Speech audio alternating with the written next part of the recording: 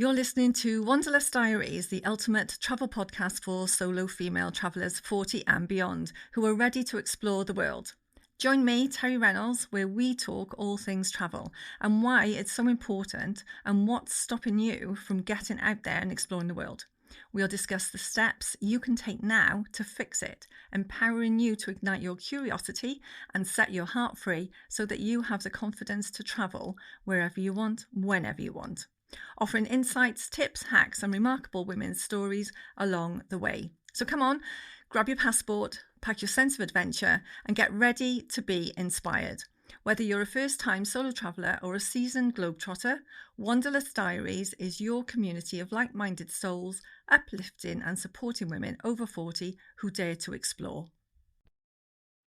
Welcome to today's podcast of Wanderlust Diaries, and today I have a guest with me who has moved countries a few times, has relocated, which I am absolutely so invested in and interested in. So I want to find out a lot about that, a lot of information. She's gone by herself as well, so she's travelled solo there, and she travels solo all the time.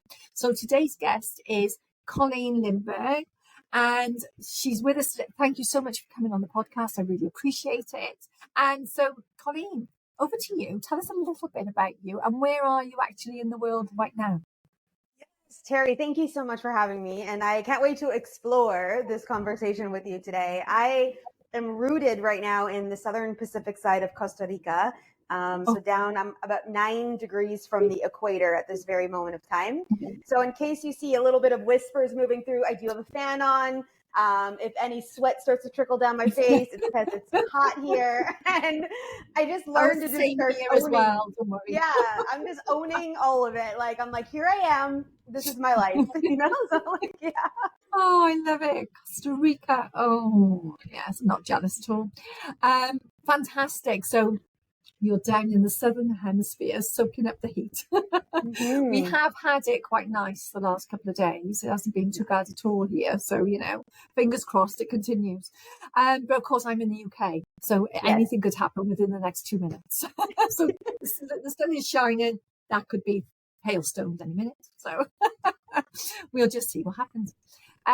So yes, like I said, thank you for joining me today. Yeah. So let's get down to it then. So you have moved twice on your own to different countries. So start from the beginning.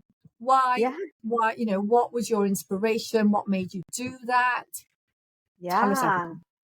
Well, it was the first time I moved. So I've always been kind of a mover and a shaker in life. And my whole pretty much adult world, I was transitioning from different cities in Ontario, Canada. So that's where I'm from. I'm actually originally born in Winnipeg, Manitoba, Canada.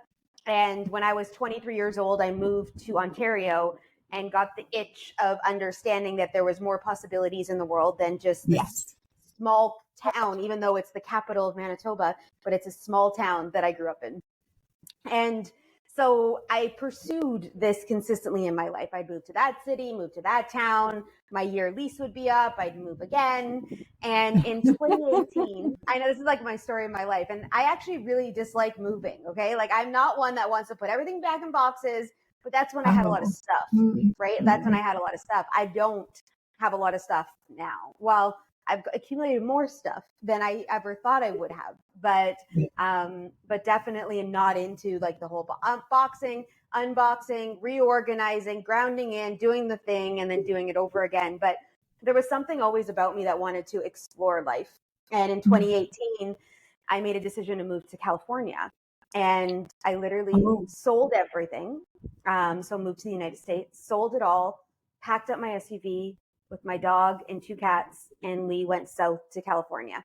And if I look back on that period of my life, it was more so like I was running away from my life in Canada. And in my spirited self, I was like, I'm just going to go explore and have an adventure and do my things. Like everyone was telling me I was going to have problems getting across at the border. And because I didn't have an end time when I was leaving, I didn't have a location specifically yet. I was going to go figure it out when I moved through. And literally I went through the border so fast. They were like, why are you coming? I'm like, I'm coming on an adventure. They're like, how long are you staying? I'm like, I don't know. They're like, okay, ma'am, have a great time. Like, you know, like I had no challenges at all. when you just know that the decisions you're making are like fluent for where you're meant to move and where you're meant to go in this life. So yeah, I did it back in 2018, came back to Canada in the latter part of 2019, was kind of grateful. I did that with all the stuff that happened universally in the world, because that was in my home country. I could do my stuff still. But then it dropped in again in the beginning part of 2022. And I could feel it in 2021 percolating a bit. I was like, I feel like I'm moving south somewhere. I wasn't sure where. I thought it was Florida. I thought it was Austin. And then one morning I woke up and it's like, you're going to Costa Rica. And I live and breathe by my intuition. This is how I do life. And I'm like, okay, when am I leaving? And it's like in the fall. So I had about 6 months to prepare. So I've been down this road before. Sell everything, get rid of it, donate it, whatever you can do, align it. And I still remember the night before having piles of clothes on the floor, trying to figure out how and what was actually still coming with me. Because like, it's hard to let go of most of your life, and the things that you think that you need, which later got dismantled anyways after I moved here. I'm absolutely with you on that, because in lockdown, I moved 5 times. Yeah, right. And it's great. It's a great declutterer when you move, because you do not want to take all the stuff, all the things with you. So you literally do. And where I am at the moment, I've been here 18 months. It's the longest I've actually stayed anywhere for, since 2019. And it's really starting to irritate me a little bit, because I can see things all hoarding in on me. And I'm like, right, I think this must be time now. This is a sign that I need to move somewhere different. Yeah. So you're in Costa Rica. So how long have you been there? So I got here October 15, 2022. So a year and a half now. Yeah. Not the same place. So I've moved 3 times, not because I wanted to, but like literally I didn't, but because I was almost forced to. So yeah, the first place I lived in, I got broken into while I was at home meditating. And it was okay. They closed my bedroom door, but like, that's a thing here in Costa Rica, getting broken into. But, so I didn't feel safe, obviously. So moved to the next location, which intuition said, don't go to, you should wait, but I didn't listen. So then another thing happened. So now I'm really rooted in the space that I'm in, but I feel the itch now. I'm like, I'd like a different place. I'd like this in it. I want this in it. So just figure. Did you hear me okay? I hope so. Good. Yeah, good for you. I can see that the connection is buffering a little bit, but it does eventually catch up. So so hopefully we'll be fine. We'll be fine. We'll just trust in that. So what was a catalyst for you to move in the first place? Was it just circumstances? You just wanted to change, and it was just something you wanted to do. But surely with that, and I know, and I didn't move to a different country. I just moved within the same country.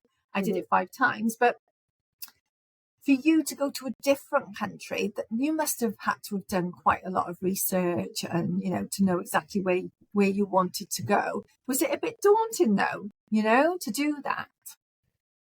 I'm going to say no, but it could be, because I live and breathe by my intuition. So I knew I was coming, and the details were finite for me. Like one of my girlfriends was like, hey, are you cool if I come with you for a couple weeks and ground in with you while you move? And I was like, yeah, sure, come. So she started asking me all these questions.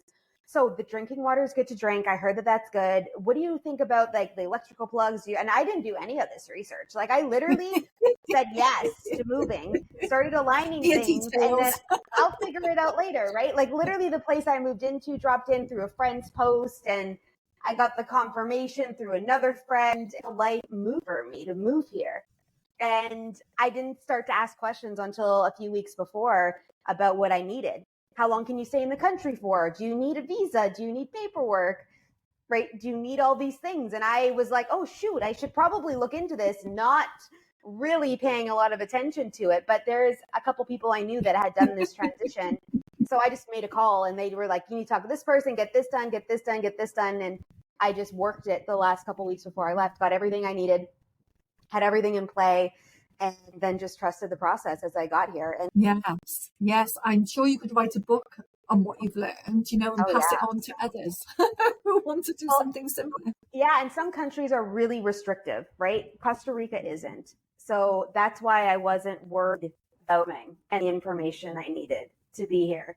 Okay, we got. And what about how did you deal with loneliness? Did you ever felt lonely at all? Now that you know, once you did move away, was that something? Did you feel homesick? Was there, you know, a point of, oh, you know, I'm not sure if I've made the right decision? And if so, if you had any of those feelings, what were your coping mechanisms for those?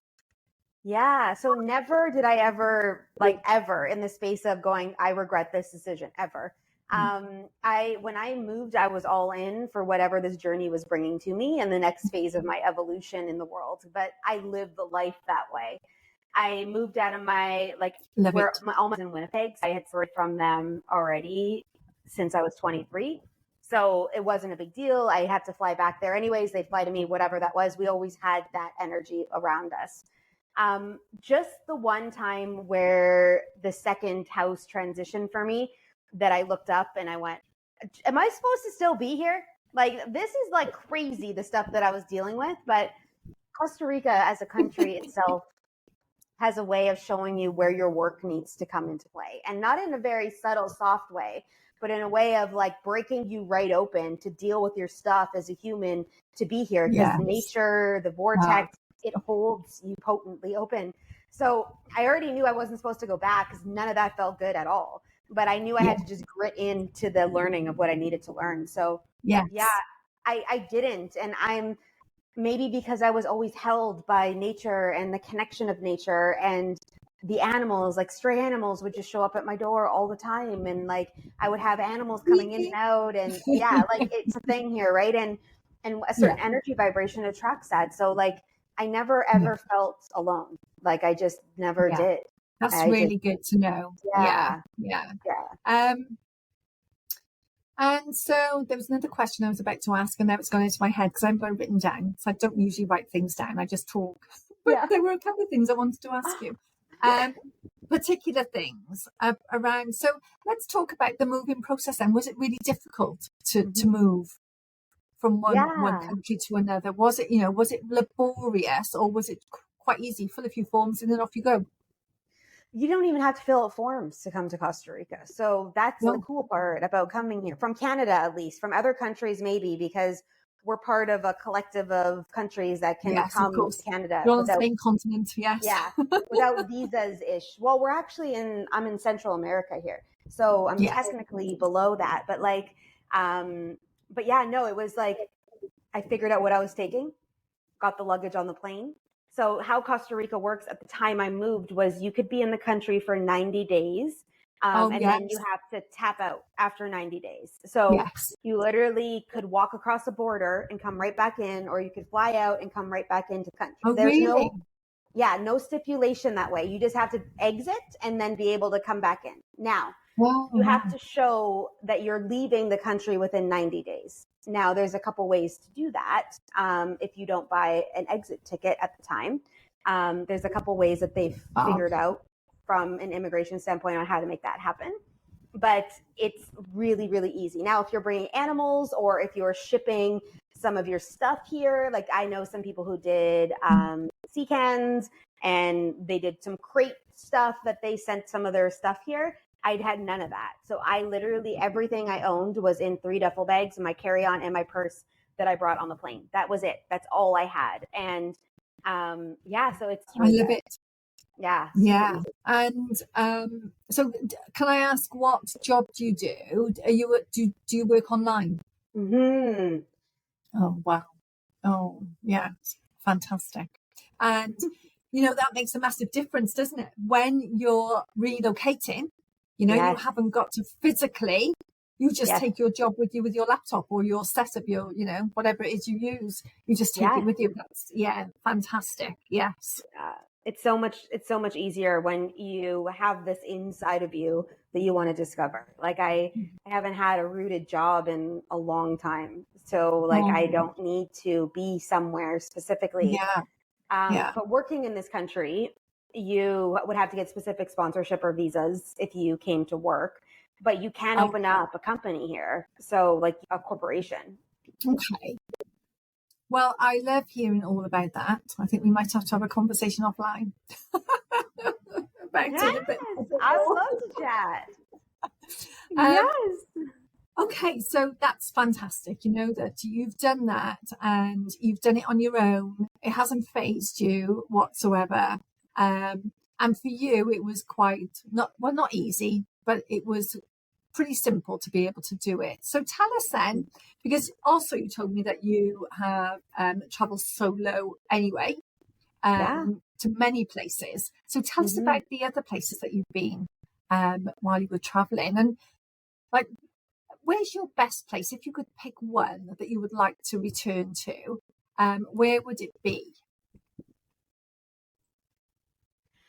Yeah, such a great question. So I haven't explored Europe yet. It's coming down the hopper. I'm just waiting to kind of see what happens this year with the world as it is. But I'm craving to come into like Italy and France and do, Oh, like you yes. said, Spain, right? To do Yes. some of that journey, Yes. backpacking, just everything on me, like what that looks like and feels like, and Yeah. go explore some of the countryside there. So that's where my heart's being called to next. But Guatemala was like one of the most beautiful countries that I've like Wow. set foot in. And you wouldn't think it to be that way.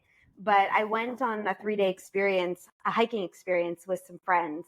And we went up and down the mountains, got to watch the volcano erupting because Fuego is an active volcano that every night like spits out lava.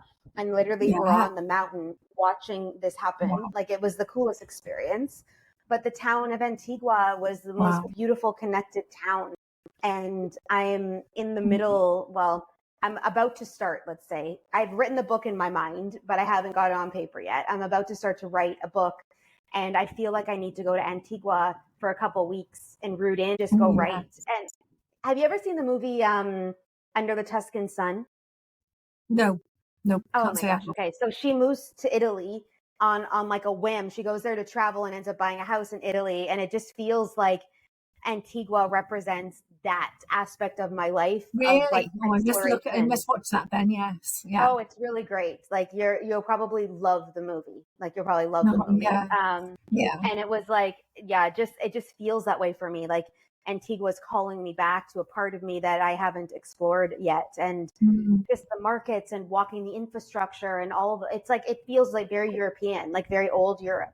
When you go to Antigua, but it's just like Guatemala. And did you feel safe while you were doing, while you were out there sort of traveling?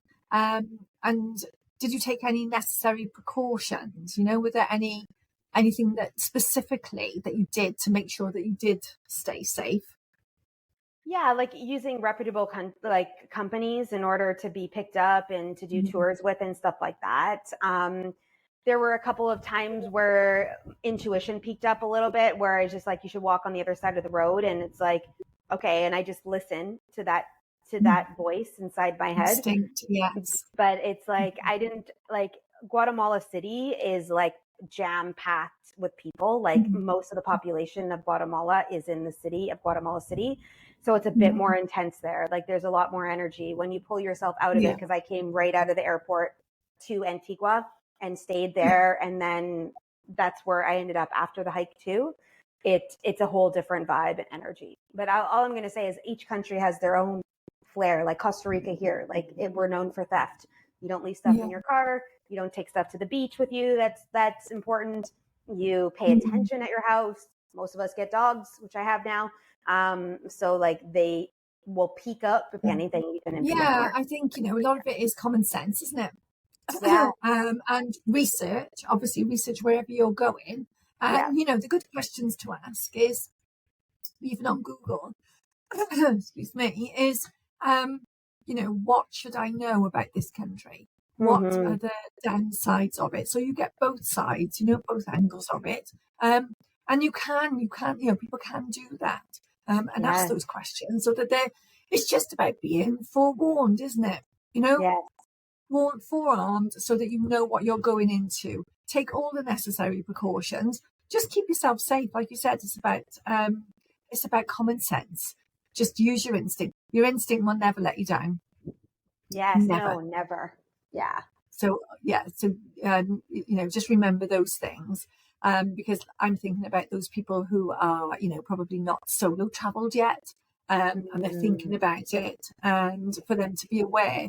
And I say this all the time as well. I'm like a broken record. Research is your friend. You just have to research everything. It's so easy now. When I went traveling, I didn't have a phone. The internet hadn't even been invented, and I went around the world for a year on my own, and I made it with, a couple of books, rough guide books, I didn't have at my fingertips.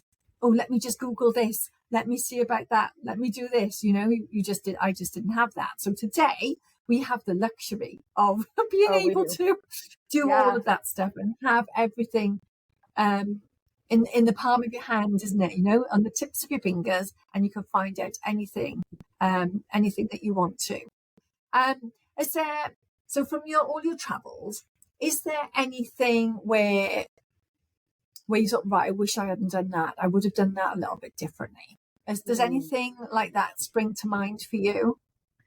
Well, not really in where I think that you're leading the question into, meaning like I've never, like, I don't live with regrets. Like, obviously we get experiences and lessons inside of stuff, But the one thing that was coming up while you were talking was we don't realize the amount of data on our cell phones and how imperative it is in this world. Like, coming from Costa Rica, my phone is a Costa Rica phone. We don't have international plans here that way anyways.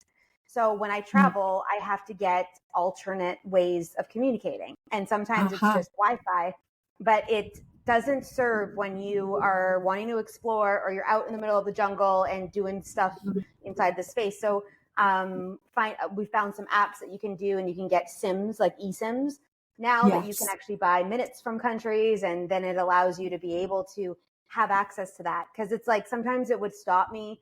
I went to Salt Lake City in September for an event, and I wanted to go hiking in the mountains, but I didn't have data at the time because I hadn't figured this out yet.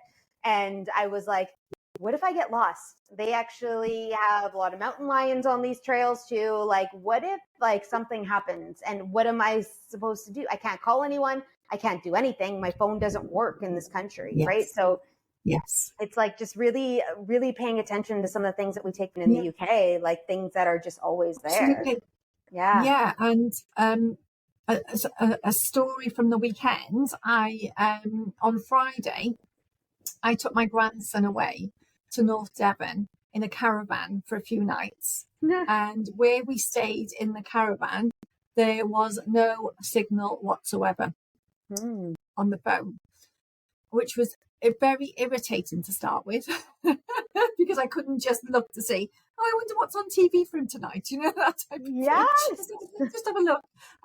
So I couldn't, and even because I needed Google Maps to get me to the beach I wanted to go to, but I had to wait till I drove up out of the dip, before obviously I got a signal. So it's even things like that, where it's somewhere, it's only a 2-hour drive from me, in this country. And, it was just a case of the caravan was down in the dip in the lovely wood. It was gorgeous, absolutely gorgeous it was. But it was down in this dip, and there was absolutely it just said no service. It wasn't even a weak signal, just no service. It's like, this is like the olden days, this is.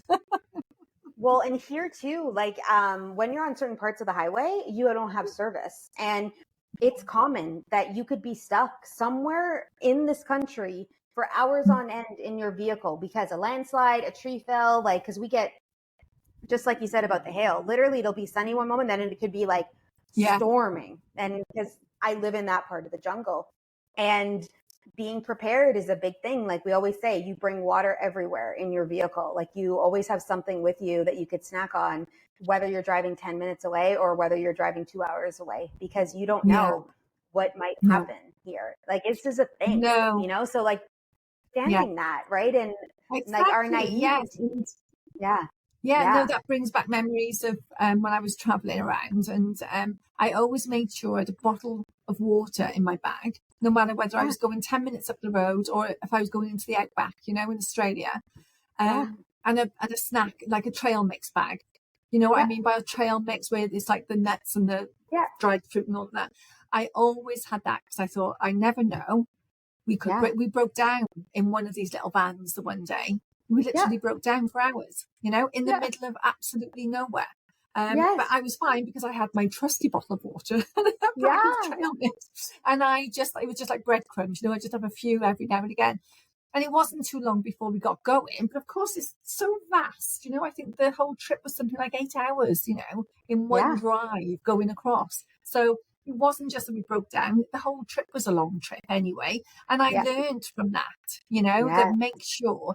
And even to this day, I still do the same thing. I've still got a little packet of snacks on me. And I've always take my water bottle with me, just in case, because it's like ingrained in me. For a year I had to do that. And that type of thing, it just it hasn't for me anyway. It just doesn't die away, And even now I still take water to bed with me, and I'm only like 10 paces from a tap, so I still do it. I still take a glass of water to bed with me. It's like, why? It's a thing, and you remind me of when I was driving through the desert. I went a shortcut way through Nevada in the back route to get to California when I was driving there. And I almost ran out of gas. And I'm with a dog and 2 cats in a car going, and in the middle of the summertime desert, like I drove in June, and everyone thought I was nuts because it was like actually summer in the desert. Like it was hot. And I was so grateful when I saw this like gas station that came. Like I was literally chugging on air. Like I was like, someone else is managing this gas tank at this moment of time. And like you could get stuck. Things can happen. So it's just like one of those things, like if we don't know the country very well. Looking after you then.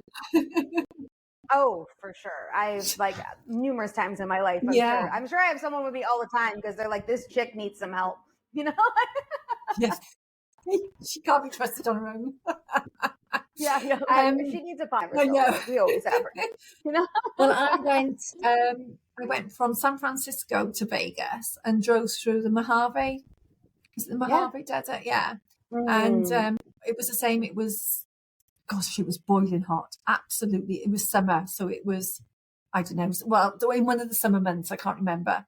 And got out of the car because, of course, so used to having a car with air conditioning. Got out of the car. Oh my God, we nearly frazzled. It was, you just don't realise, you just don't, when you're in that nice cushiony air conditioning and then you jump out of the car, it's like, wow, you just don't realise. And we were a bit like that because there were 3 of us and we shared a car, we hired a car between the 3 of us to travel across. And we got to the gas station. Like, thank God we made it, I'm just trying to think of the name of the place. It begins with B, but I can't think of the name. But anyway, yes. So that was a great adventure, and I drove across the desert myself. I loved it. It was brilliant. So they're great memories, brilliant memories. But it's true, isn't it? You have to be aware of these things. And even you just don't know when things are going to happen. And you literally have to pivot. Don't you sometimes? Your best laid plans, well, you just chuck them out the window, really. You don't have a best laid plan. Just go for it. Well, that's like the whole move to Costa Rica was that for me, really. Like I had no idea what I was walking into for real. Like I just was trusting the whole thing, and people are like, well, what are you going to do? Where are you going to live? Da, da, da. I was like, I don't have a plan. And they're used to that for me by now because of who I am and have proven to be in life. But I don't know. And I think when you've done that and you're kind of in that mode as well, it's just, you just navigate things, don't you? Something might come at you, but you just navigate around it. There's always a workaround. There's always something else. There's always something different, and don't be afraid to, of these things to happen because they will. Your best laid plan will never be your best laid plan. Something will always happen to make it change. And the only constant we've got in our life is change, and it will happen. So, for anybody listening, don't be scared of it, and embrace it because usually the best things then come out of something that you just didn't plan. And it's something like a curveball you got thrown. Something great will come out of that. That's what I've always found. And most people I've ever spoken to as well. It might be a bit daunting thinking, oh gosh, I can't go to this country now because I was meant to be going there. What am I going to do? Something else comes along and it works out absolutely fine. Have you found that as well? Yeah, absolutely. Well, and it's like when we surrender into the process, it becomes more more an experience, then we're not so stressed out, and we can drop in and actually really feel what we're going through, because most of us are reacting so much of the time instead of responding. Yes. So it just allows us to like see things differently and be like, okay, well, apparently I'm supposed to be in the jungle for 2 more weeks because we can't get home. All right, let's just go play, instead of wasting the 2 weeks. Yes. Yeah. No, I absolutely agree. Well, Colleen, I've really enjoyed this chat. It's been great. It's been so much fun. I've loved it. Thank you so much for joining me. I mean, would there be any kind of main tip that you would pass on to anybody? You think, right, if you were thinking of doing this, do that first. Yeah, I would say just do it. That's what I would say. Yes. Most of us are thinking about our whole entire life, and we don't take the action, right? But if it's coming through you, right? No, you're right. It's coming through you for a reason, right? No, absolutely. So go do it. Just do it. Yeah. Mm-hmm. Just do it, and then just get on and do it, because you won't regret it. I don't know anybody who's regretted going traveling, doing something they really want to do, because at the end of it, once you come back, you don't want to come back, and you're ready to book something else. Where else can I go now? Where's next on my bucket list? Yeah. Or how can I stay longer? Yes, exactly that. So so thank you very much, Colleen. Really grateful, and I shall get this posted for you, get it published, get the podcast published, and also if there's if anybody wants to get in touch with you about this and are interested in anything that you do, what's the best way for them to get in touch with you? Yeah, Instagram, I say, is my playground. So I'll make sure you have that link. It'll be in your show notes. Brilliant. And just come send me a DM over there. Yeah, exactly. Get over there and have a look at them all. So thank you. Yes, all of Colleen's details will be put in the show notes so that you can contact her whenever you want to. So thank you once again. Thank you, Colleen. Yay. And that concludes this episode of Wanderlust Diaries, celebrating the fearless spirit of solo female travellers who are 40 and beyond. I hope you found inspiration, valuable insights, and a renewed sense of wanderlust. Thank you to all our incredible listeners who have joined us on this exciting journey. Remember, age should never stop your quest for adventure, because the world is waiting for you to explore its wonders. And don't forget to join our community on social media to connect with fellow travellers, and subscribe and review us on your favourite podcast platform. All links are in the show notes. Keep dreaming, keep exploring, and stay fearless. Until next time, this is Terri Reynolds signing off from Wanderlust Diaries. Psst, don't keep me a secret. Please tell your friends and fellow travellers.